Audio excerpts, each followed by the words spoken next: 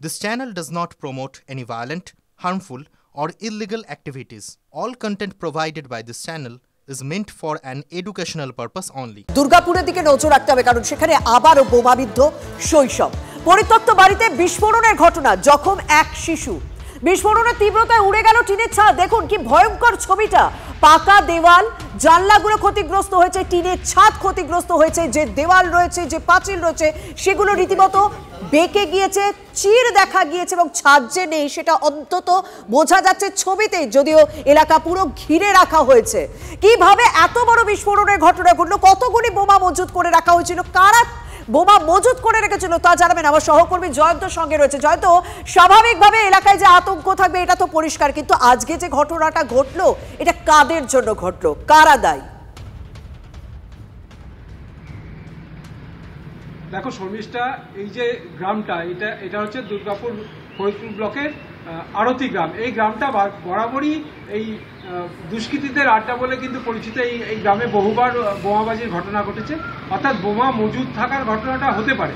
এই বাড়িটা দীর্ঘদিন ধরে পরিত্যক্ত। বাড়ির যে মালিক সিরাজুল হক, উনি অন্য একটি বাড়িতে থাকেন। এই বাড়িতে যেটা সকাল 6টার সময় হঠাৎ দেখা যায় যে হঠাৎ বিস্ফোরণের শব্দ।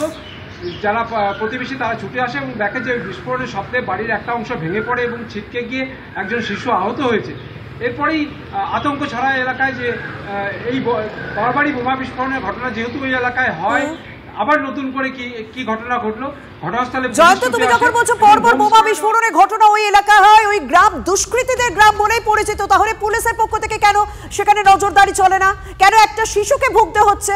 কেন বিস্ফোরণে যে এক শিশু আহত হবে? এই প্রশ্নগুলো তো উঠবে। তাহলে পুলিশের ভূমিকা নিয়ে প্রশ্ন উঠছে এই গ্রামে। দেখো, এর সদুত্তর কিন্তু পুলিশ দিতে পারেনি। পুলিশ যেটা জানিয়েছে তাদের নজরদারি চলে, যেরকম স্বাভাবিকভাবে অন্যান্য ঘটনার ক্ষেত্রে বলে যে আমাদের নজরদারি চলে, আমাদের সিসিটিভি ক্যামেরা বিভিন্ন জায়গায় লাগানো হয়েছে। কিন্তু বারবারই এই ঘটনার পরেও কিন্তু বোমাবাজির ঘটনা ঘটে। আজকে বোমা বিস্ফোরণ, একজন শিশু আহত হলো। এরপরে কিন্তু বোম স্কোয়াডের লোকজন আসে, অর্থাৎ ঘটনা ঘটে যাওয়ার পরে পুলিশের তৎপরতা বাড়ে, খোঁজ করা শুরু হয়। বোম স্কোয়াডের লোকজন এসে ওই বাড়ি তন্ন করে খুঁজেছে, কিন্তু আর কোনো বোমের হদিশ পায়নি। পুলিশ যেটা দাবি করছে ওইখানে হয়তো পুরনো কোনো বোম লোকানো ছিল, সেই বোম বিস্ফোরণে এই ঘটনা ঘটেছে। যদিও কারা বোম রেখেছে সেই সমস্ত বিষয় ইতিমধ্যে তদন্ত করে দেখা হচ্ছে। যদিও এই ঘটনা ঘটে যাওয়ার পর পুলিশের তৎপরতা নজরে পড়েছে, বম স্কোয়াড এলাকায় এসে পৌঁছে, তবুও তারা কোনো রকম বোমা উদ্ধার করতে পারেনি, কারণ ততক্ষণে সেই বোমাগুলি ফেটেছে এবং সেই বিস্ফোরণের জেরে এক শিশু গুরুতর আহত। অনেক ধন্যবাদ জয়ন্ত।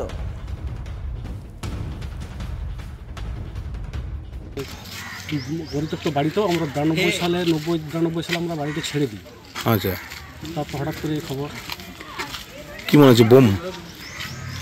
পুলিশ তদন্ত করছে, ওটা আমরা ঠিক বলতে পারবো না। আমরা যখন দেখছি এসে পরে যে এরকম ছাদটা বোম ব্লাস্ট হয়েছে এরকম আওয়াজ হলো। তারপর আর কিছু দেখতে পাইনি, অন্ধকার হয়ে গেছিল পুরো, ধুমো একদম ধোঁয়া উঠছিল একদম। তারপর আমি কিছু দেখতে পাইনি, মেয়েটাকে নিয়ে কোলে নিলাম, তারপর প্রচন্ড ভিড় হয়ে গেল। এর পাশাপাশি একটু বীরভূমের দিকে তো নজর রাখতে হবে, কারণ সেখানেও প্রায় প্রত্যেক দিনই এক একটা গ্রাম থেকে বোমা উদ্ধারের ঘটনা ঘটছে। আবারও তাজা বোমা উদ্ধার হলো এবার সাঁইথিয়ায়। জারিকেন ভর্তি তাজা বোমা উদ্ধার দেরিয়াপুরে, নিষ্ক্রিয় করেছে বম স্কোয়াড।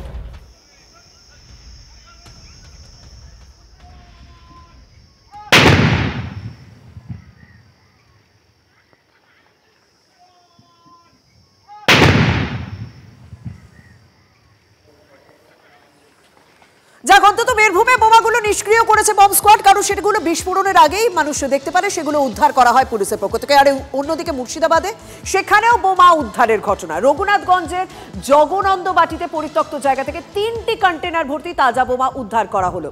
সেখানেও বম স্কোয়াড গিয়ে পৌঁছে এবং সেই বোমাগুলি নিষ্ক্রিয় করে। কে বা কারা কিসের উদ্দেশ্যে বোমাগুলি মজুত করেছিল তা ইতিমধ্যেই তদন্ত করে দেখছে পুলিশ।